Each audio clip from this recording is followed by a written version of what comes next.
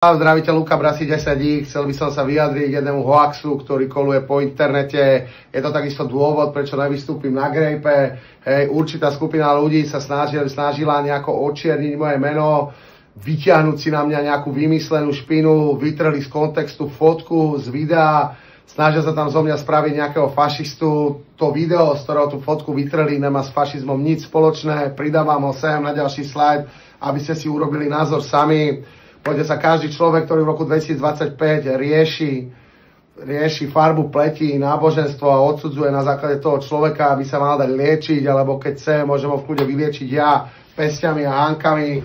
S fašizmom sa absolútne nestotožňujem, ani s tou ideológiou vyjebanou, smrť každému fašistovi vyjebanému. A tí ľudia, ktorí toto začali šíriť, ja berem to jak cháby pokus o očiernenie mojho mena. A keby kokot nemám nič čo lepšie na práci, tak to samozrejme riešim, či už nejak právne, alebo keby kokot nemám nič čo lepšie na práci, tak to samozrejme riešim, či už nejak právne, alebo jak sa hovorí po starom, ale nemám na to, hovorím, ani chuť, ani čas. Prikladám vám v tej ďalšej storke to video, urobte si na to názor sami a toto je posledné moje vyjadrenie k tejto vyjebanej kauzičke, more.